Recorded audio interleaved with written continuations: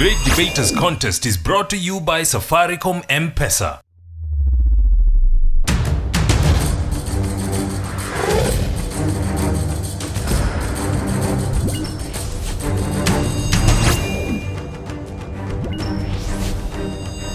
The Great Debaters Contest 2016 registration is now open. Teachers or school administrations should register on www.greatdebaterscontest.com/register. The sun is out on this gorgeous day in Nakuru region. We hope that our debaters can rival the brightness of the sun. Welcome to the show, the Great Debaters Contest. I am your host, Mariam Bishar. And I am Austin Yumbok. The motion today is a cashless economy leads to better management of inflation. We have Nyakiambi girls versus Molo Academy boys. Who will be the victor? Proposal number 1, you have 3 minutes. No doubt, our modern society is gradually catching the cashless syndrome. As stated by Graham Hinges, a banker and co-inventor of Modex, that cashless means will help to reduce the burden of counting, storing, as well as security associated with physical cash. And to my first point, it is a convenient method of payment, whereby if you have the business people and you are the customers, you'll be able to pay the business people at the right time, and this will help to manage their businesses.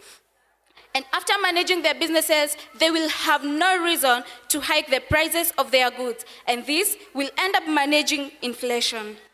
It is also a method of preventing stockpiling of money in homes. Let's take for instance, we had an incident in our country on 20th December 2015, whereby we had a grandson attacking the grandparents because of stockpiling the money in their house. But if we had the cashless means, there is no way the grandson would have the access to the money. And to my second point, it is a method that ensures there is no dangers of carrying money all around.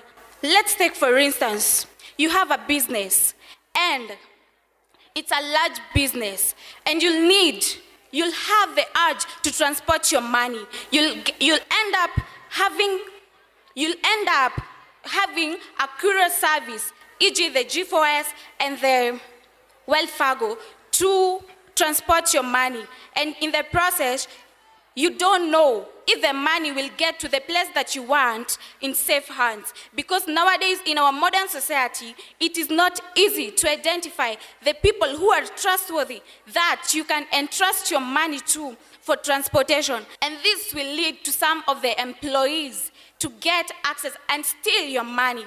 But even if they steal your money, that time that they'll take to investigate on the issue concerning how the money disappeared, you'll have gotten, between that period of time, you'll have made a lot of profit, but because you're using the cash on hand, the liquid cash, you'll not have that burden of transporting the money. And to my third point, unless a receipt is issued on payment, there'll be no proof that you had the payment. And this will lead to increase in prices of goods and services. Let's take for instance, you are using the cards, the ATM cards. You'll have the money because you'll pay easily, because there'll be a record on how you have used your money. Thank you. First proposer, you have 3 minutes for your opening statements. Timothy Ngatia, representing Molo Academy, referring to the motion that a cashless society leads to better management of inflation. Now, first of all, let's understand the basics of a cashless society. It refers to plastic money or virtual money, M-Pesa, MasterCard, credit cards, and debit cards, and what have you. Let me begin off when you talk of fraud and embezzlement, identity theft. Let me use a case study of the United States of America. In 2014, 47% of Americans experienced identity theft. That was a 63% increase from the last time such a report was compiled. 7% of companies and corporations recorded losses of up to $1 million. In total, the US government released a statement at the end of 2014 that cybercrimes accounted for the loss of up to $18 billion alone. $18 billion in Kenyan currency, that's around 1.8 trillion. It's an entire economy of Kenya. or given the last report, it's thereabout. Now imagine a scenario where a particular Kenyan citizen steals that entire sum of money, or several Kenyans steal several little amounts of money until it amounts to 1.8 trillion. It's a recipe for disaster. Introduction of 1.8 trillion to the economy is just like the government minting such an amount of money without informing the citizens. Once you have an excess amount of money and no goods to purchase, that's just inflation, clear and simple. And secondly, what guarantee do we have that if we introduce a cashless society that will actually be reducing inflation? We all know that in Kenya, that Kenya is in fact one of the most corrupt countries in the world. The reason why inflation is such a demon to the citizens of Kenya is because of things like corruption, mismanagement, complacency, and such like things. It's just because people don't stand up and take responsibility, in particular, the people who run this country. We have had a scenario where a particular minister dared to amass the audacity that a computer error added a zero to a certain figure. You are leaving a deficit in the ministry. How are we supposed to cover up for this deficit? Sorry for that. Simply put, introducing virtual money, plastic money, and such like things, debit cards and credit cards, you will not actually be solving the problem. You're just trying to run away from the problem. What guarantee do you have that if you stole it when it was liquid money, it won't be stolen when it's virtual money? You're lying to yourself. You're trying to solve a problem that is not actually there. We need to own up, fix this country, fix the politicians, and fix these people who are bringing this country to its knees. Thank you. Cross-examinations now. Proposers, you have 3 minutes.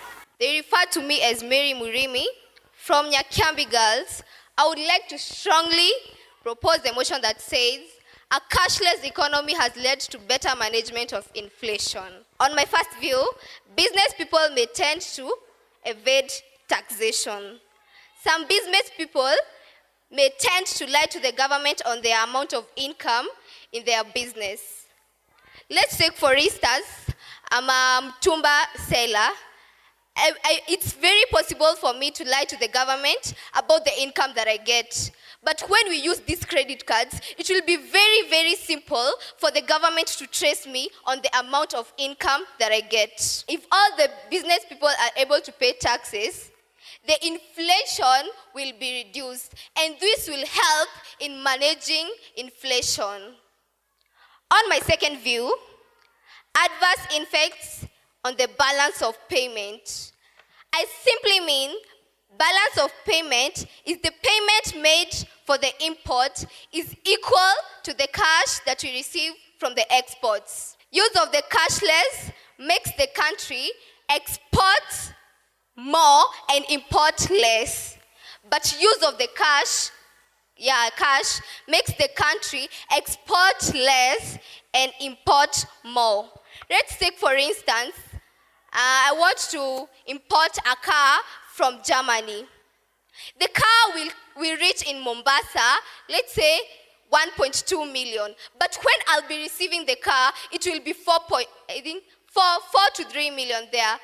And this will increase the inflation. But when we use the credit card, the car will reach to me definitely in 1.2 million. The price will not be hiked because we have the credit cards. Once a wise man said, there is no time like the present. Now is the time to do something, not in the future. I simply mean it's the time to start using credit cards and not cash money. Thank you. Opposition will hear your rebuttal. You have 3 minutes as well. In my school, they call me John Deng. But for you, as an African man, you can see for yourself, call me Deng. A cashless society leads to better management of inflation. Let's take a scenario of unemployment here in Kenya. I'll talk of countries that have introduced a cashless society in this world. First, in our continent, let's talk of Nigeria. The rate of unemployment as compared in the first quarter of 2014 was 4%. With the introduction of a cashless society, as they say, the rate of unemployment increased to 7.5%. Ask yourself, what is that? Has the cashless society helped Nigeria people? We are in a situation that my opponents have talked, introduction of ATM, removal of the G4S. How will those people feel when they are unemployed? The person who could have worked in form of an ATM, going back home, the rate of unemployment increases. As that kid, the father, the mother has been unemployed, the situation that they will be in is terrible. Let me relate this to inflation. Once the people in a country have been employed, we see that the economy, you will have reduced their purchasing power, hence there will be demand from them, but there are no resources to purchase. What have we done? We are moving in a centrifugal economy, just surrounding ourselves and nothing we are doing. So, in this situation, there will be nothing happening in this country. As we take in Kenya, rates of unemployment also was 12.7%. And now, that was in 2006, and now it's 40%. Ask yourself, what is happening with our economy? Introduction of a cashless society? Maybe. But let me say this. With this situation, there's nowhere we are moving. With this situation, there will be a lot of poverty. With this situation, there will be crime. And who said so? That the idea of introducing inflation rates should not be on the transforming the society in a cashless society. Once we are in that situation, there will be no purchasing of goods. Definitely, let me convince you so. There will be no at all. And in that situation, there's nothing that will happen to our economy. We'll be just standard there, no increase, no decrease. But with unemployment, there will be increase in inflation. And what we are trying to do is to reduce it. Thank you. The Great Debaters Contest 2016 registration is now open.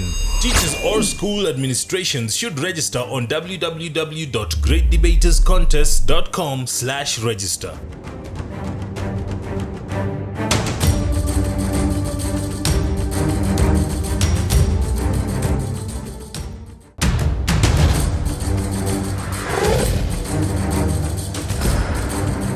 The Great Debaters Contest 2016 registration is now open. Teachers or school administrations should register on www.greatdebaterscontest.com/register.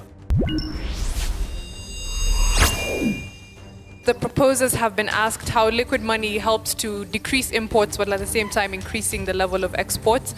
And the opposition have been challenged to give proof on how a cashless economy leads to less production of goods. Proposer number 3, you have 3 minutes. I will be answering your question. You asked that if you are using liquid money, how is it that the country tends to export less and import more? This is because when we look at the currency exchange rates, right? If we look at the Eurobonds, for example, they had risen that Eurobond from to 106, right? But if we were to use the credit card, the prices would have already been set. Because as we know, the country has foreign accounts, right? Because if we were to use those foreign accounts, we would be able to we would get information on the amount of goods, on the prices of goods that we are supposed to import, right? Thus, we would be able to control the cash that we are using. And I'll be seconding my colleague, the first proposer. She didn't get the chance to explain what a cashless economy and what inflation clearly means. A cashless economy is an environment in which money is spent without being physically carried from one person to another, whereas inflation is continuous increase in prices, yet the supply of those goods are less in supply. On to my first point, queuing for deposits in banks, especially in African countries, it can be dealt with using cashless. During the 1960s, as we all know, there was this post bank. You would have to queue for long, right?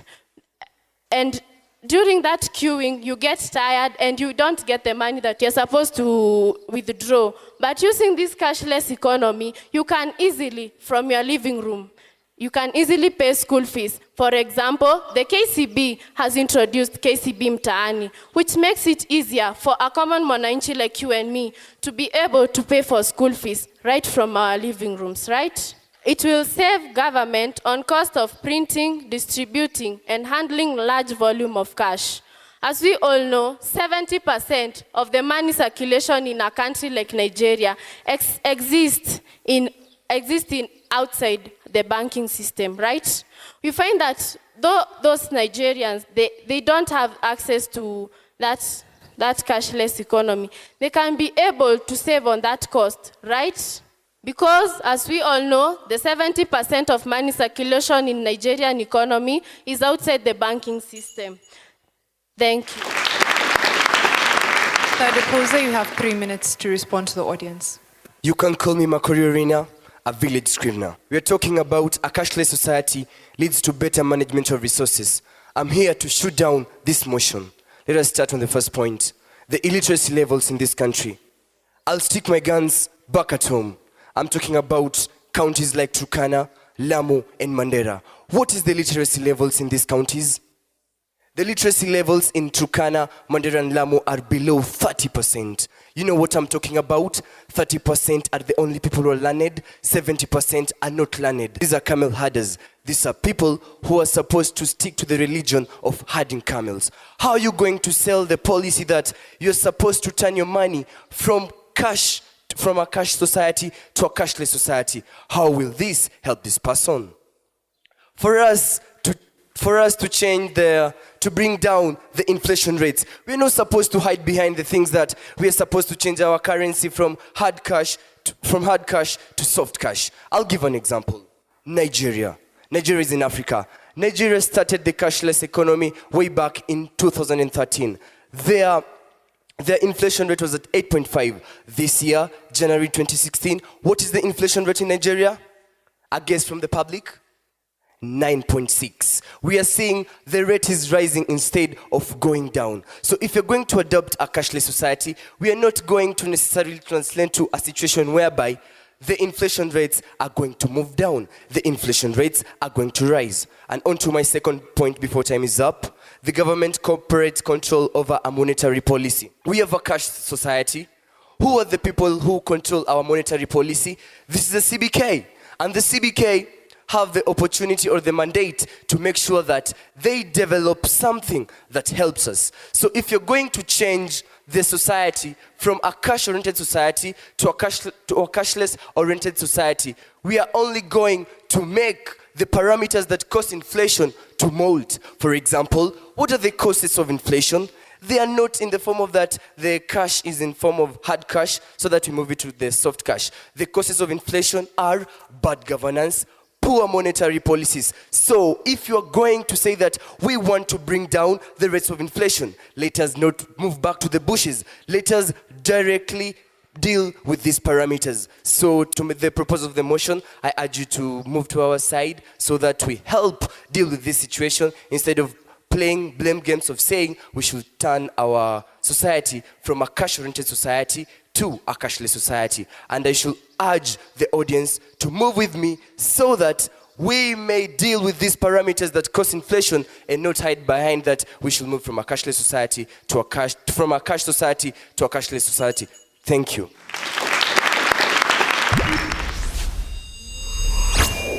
We'll hear closing statements. Proposers, you have 1 minute. Thank you. I go by the name Vanessa Kamau from Nyakiambi Girls.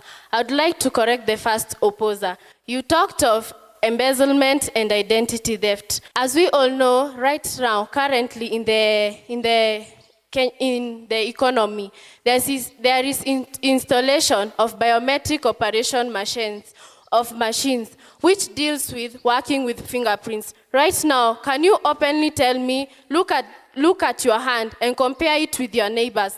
Do you want to tell me that your fingerprints are the same with your neighbors? No. Thus, it will be easy to detect if you are the real account holder or not. As I conclude, Convincing or conspiring, you decide, but a cashless economy is here to stay. Thank you.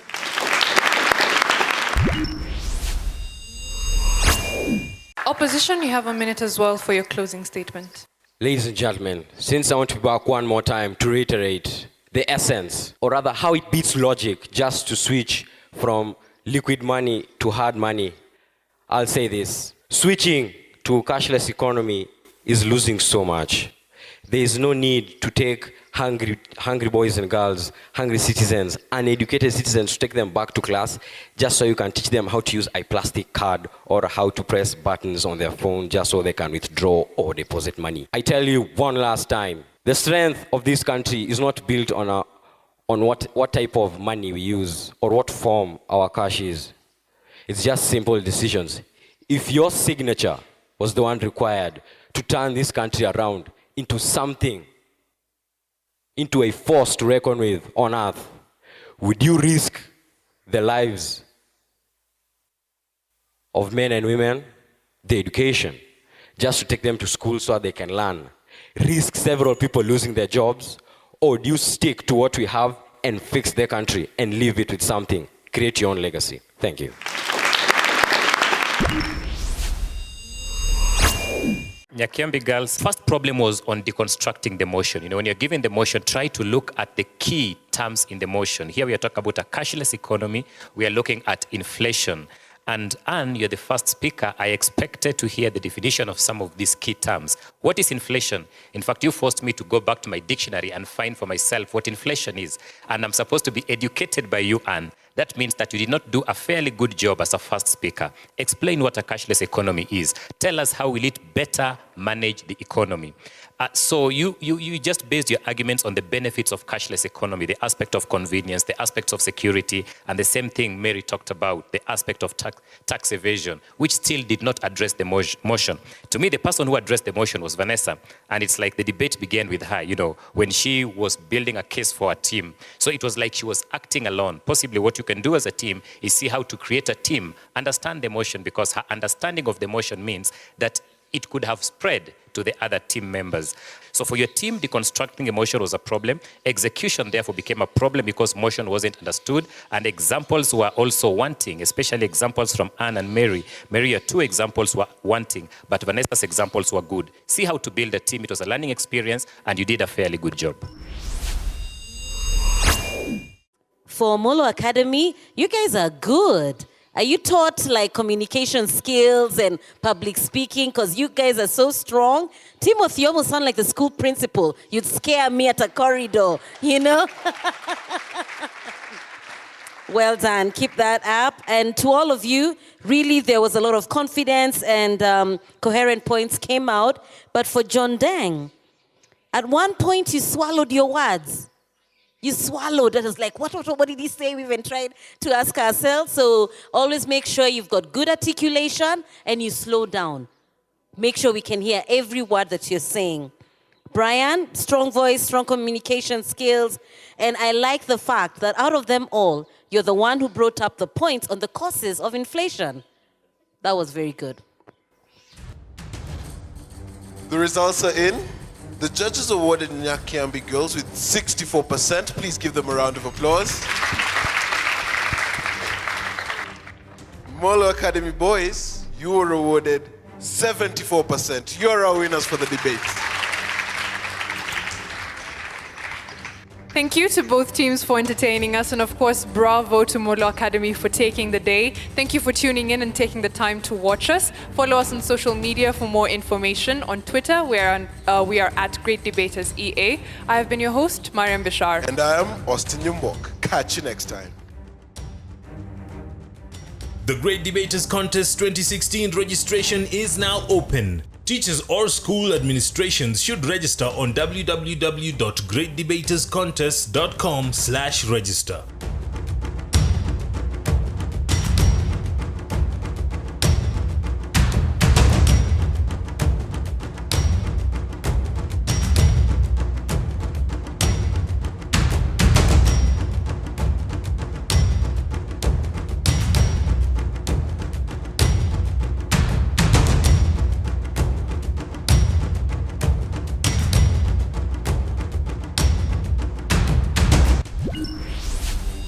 The Great Debaters Contest was brought to you by Safaricom M-Pesa.